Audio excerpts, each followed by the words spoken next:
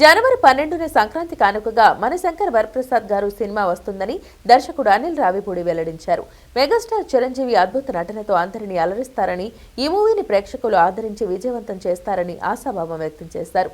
ప్రమోషన్లో భాగంగా చిత్ర బృందం విజయవాడ వచ్చింది. ఈ సందర్భంగా నిర్వహించిన మీడియా సమావేశంలో అనిల్ రావిపూడి మాట్లాడారు. వైకుంఠ ఏకాదశి సందర్భంగా దుర్గమ్మను దర్శించుకున్నట్లు తెలిపారు.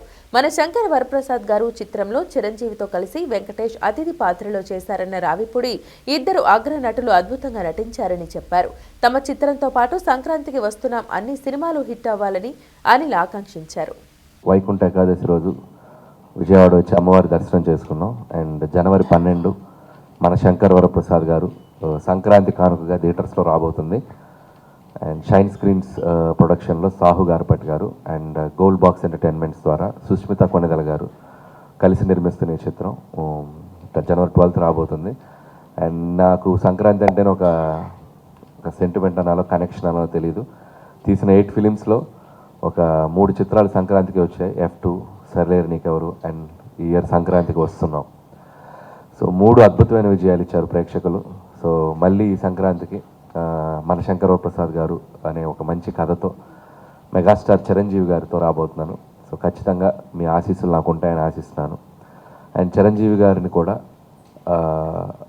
ఫ్యామిలీ ఎంటర్టైనర్ అనే ఒక స్పేస్లోకి తీసుకొచ్చి ఆయనలో ఉన్న ఒక అద్భుతమైన కామెడీ టైమింగ్ని, ఆయనలో ఉన్న ఒక స్ట్రెంగ్త్ని మళ్ళీ అంటే నాకు ఆయన సినిమాలు అంటే చాలా ఇష్టం. కొన్ని సినిమాలు ఎస్పెషల్లీ అన్నయ్య కానీ, బావగారు బాగున్నారు కానీ, గరణముడు కానీ ఇలాంటి జోనర్స్లో ఆయన సినిమా చేసి చాలా ఏళ్ళైంది.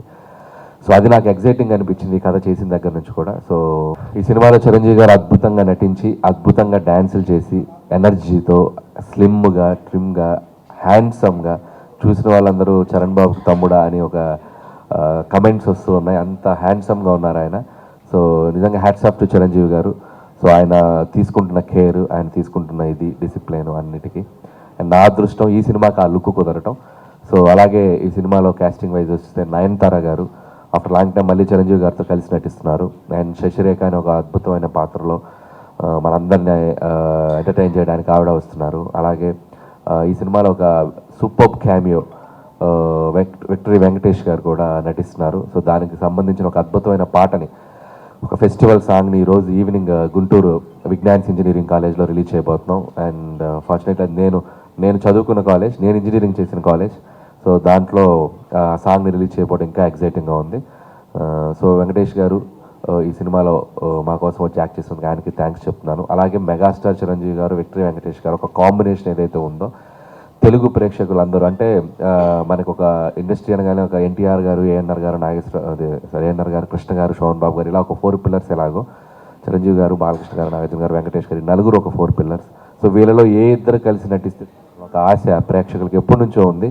సో నా అదృష్టం, నాకు ఒక అవకాశం దొరికింది. అండ్ చిరంజీవి గారు, వెంకటేష్ గారు కలిసి ఈ సినిమాలో ఒక ఫ్రేమ్లో అద్భుతమైన అల్లరి చేశారు, అద్భుతమైన డ్యాన్సులు చేశారు, అద్భుతమైన ఫైట్స్ చేశారు. సో ఈసారి సంక్రాంతి ఖచ్చితంగా మీరు ఊహించిన దానికంటే అద్భుతంగా ఉంటుందని నేను అనుకుంటున్నాను. So thanks for your love every సంక్రాంతికి. అలాగే ఈసారి కూడా నన్ను మీ ప్రేమతో ఆదరిస్తారని మనస్ఫూర్తిగా కోరుకుంటున్నాను. అండ్ డోంట్ మిస్ జనవరి 12 మన శంకర్ వరప్రసాద్ గారు మీ థియేటర్స్లో.